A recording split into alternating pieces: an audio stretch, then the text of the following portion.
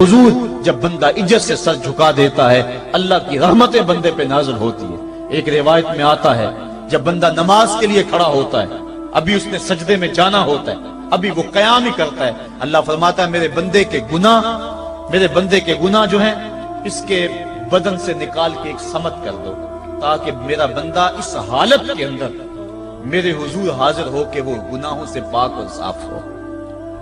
حضرت نبی رحمت صلی اللہ علیہ وآلہ وسلم فرماتے ہیں کہ پھر اس کے سارے گناہ اس کے بدن سے اتار کے ایک سمت رکھ دی جاتی ہے، اور بندہ مصلی پہ سبحان ربی العالی کے نغمے الاپتا ہے، رکوع کرتا ہے، سجدے کرتا ہے۔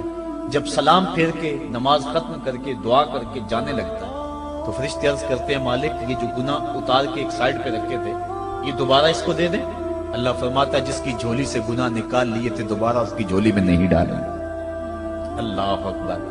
اور ایک روایت کے لفظ ہیں کہ جب بندہ نماز کے لیے کھڑا ہوتا ہے اس کے کندھوں کے اوپر سارے گناہ آ جاتے ہیں اور اس کے سر پہ اوپر گناہ آ جاتے ہیں، جب رکوع میں جاتا ہے تو کندھوں والے گناہ گر جاتے ہیں، اور جب بندہ سجدے میں سر رکھتا ہے تو اللہ تعالیٰ اس کے سارے گناہوں کو ختم کر دیتا ہے اور وہ بالکل پاک ہو جاتا ہے۔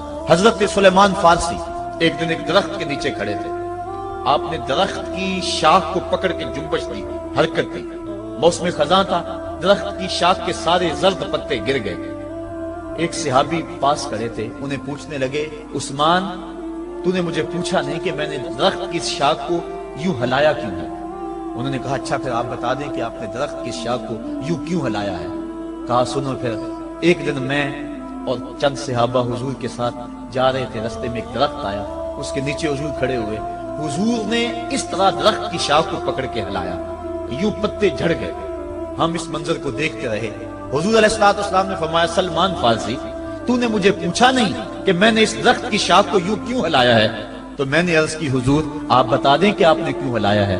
فرمایا سلمان جس طرح اس درخت کی شاخ کو ہلایا گیا اور سارے پتے جھڑ گئے، جب کوئی بندہ سجدے میں سر رکھتا ہے نماز پڑھتا ہے اس کے سارے گناہ دھل جاتے ہیں اور وہ پاک اور صاف ہو جاتا ہے۔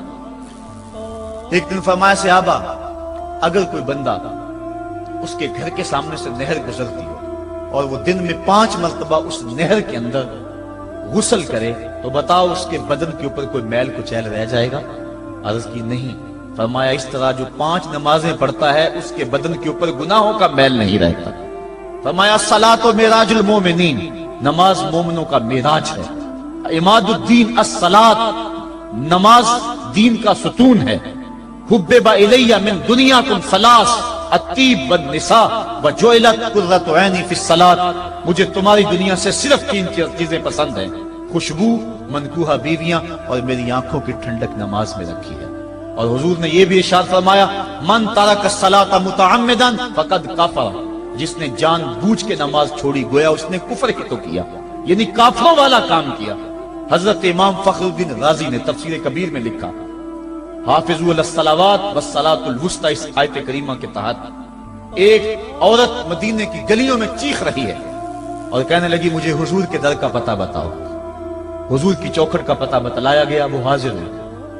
آقا کریم صلی اللہ علیہ وسلم کی خدمت میں عرض کی حضور میرا خامد سفر پہ گیا ہوا تھا اور میں نے اس کی عدم موجودگی کے اندر زنا کر لیا، حمل ٹھہر گیا اور جو بچہ پیدا ہوا میں نے مارے شرم کے اس بچے کو سرکے کے مرتبان میں ڈال دیا اور پھر اسی سرکے سے میں لوگوں کو فروخت کرتی رہی ہوں۔ اب جب کہ میرا ضمیر جاگا ہے میں آپ کی خدمت میں حاضر ہوئی، مجھے بتایا جائے کہ میرے گناہ کا بھی کوئی کفارہ ہے۔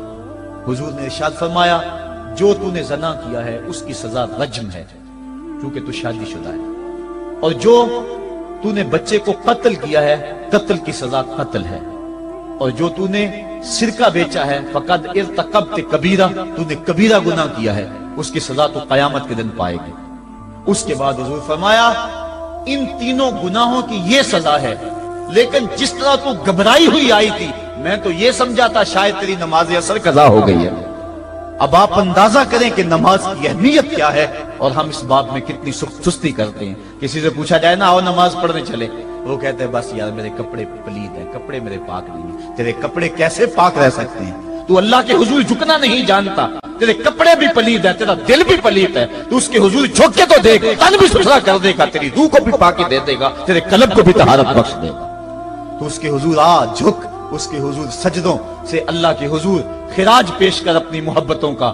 جب بندہ سجدے میں سر رکھتا ہے اللہ فرشتوں میں فخر کرتا ہے، میرے بندے کو دیکھو نا، بالآخر میرے حضور ہی جھکا ہے نا، کتنے گناہ کیے اس نے، کتنے جرم کیے اس نے، لیکن بالآخر میرے حضور آیا اور اپنے گناہوں کی معافی مانگتا ہے۔ فرشتوں گواہ ہو جاؤ، میں نے اپنے اس بندے کی مغفرت فرما دی۔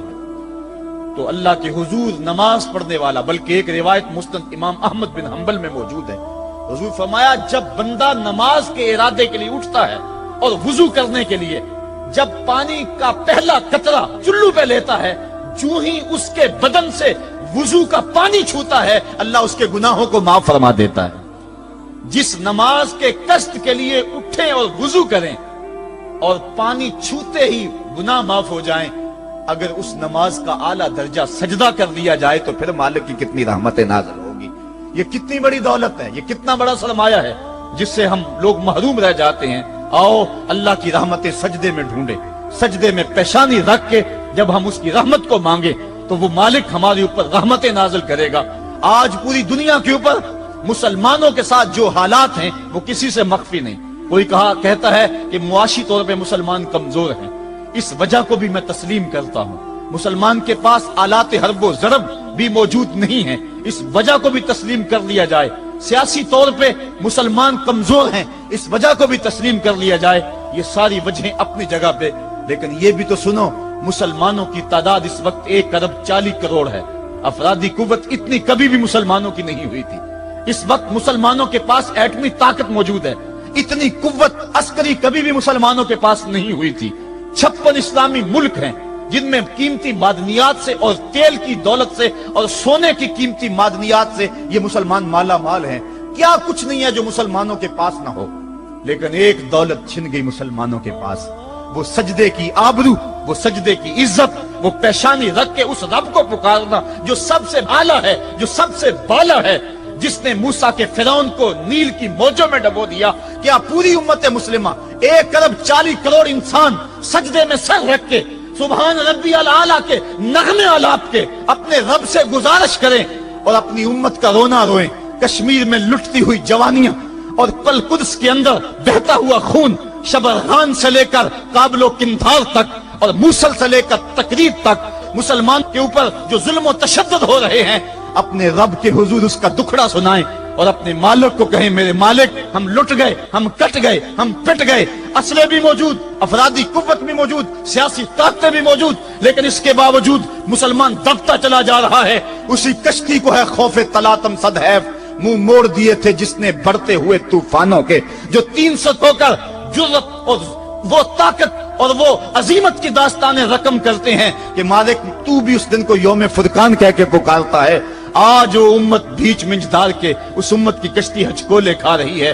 ہماری فریاد، ہمارا استغاثہ تیرے سے ہے میرے مالک، ہمارا کھویا ہوا وقار بحال کر دے اور اس امت کو اس مرتبہ کمال تک پہنچا دے جس مرتبہ کمال تک یہ امت پہلے پہنچی تھی، اور ان کا کھویا ہوا وقار بحال کر دیا جائے۔ آج بھی ہم اگر سجدوں سے اپنے رب کو منا لیں اور وہ روٹھا ہوا رب آج بھی ہماری مدد کے لیے آ جائے تو پھر کوئی قوت، کوئی طاقت ہمیں نہیں لٹاڑ سکتی۔ آئیے ہم سجدے سے اپنے مالک، اپنے خالق اور اپنے رازق کے حضور اپنی محبتوں اور اپنی الفتوں کا خراج پیش کریں۔ نماز ایک ایسی عبادت ہے جس کا حکم قرآن میں 750 مرتبہ کے قریب دیا گیا۔ اور ایک آخری بات عرض کر کے اپنے موضوع کو سمیٹنا چاہوں گا۔ میرے اور آپ کے آقا مولا حضور نبی رحمت صلی اللہ علیہ وسلم پر جب وقت آخر آیا تو آخری وصیتیں جو حضور نے اپنی زندگی میں کی وہ کیا تھی؟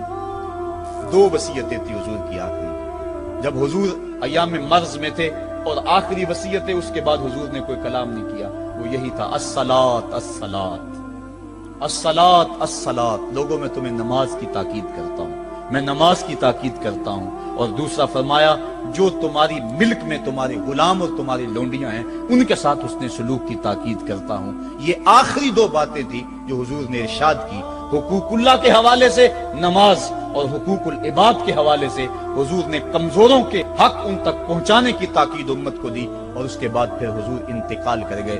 آئیے ہم سجدوں سے اپنے رب کو راضی رکھیں۔ اللہ مجھے آپ کو توفیق عمل عطا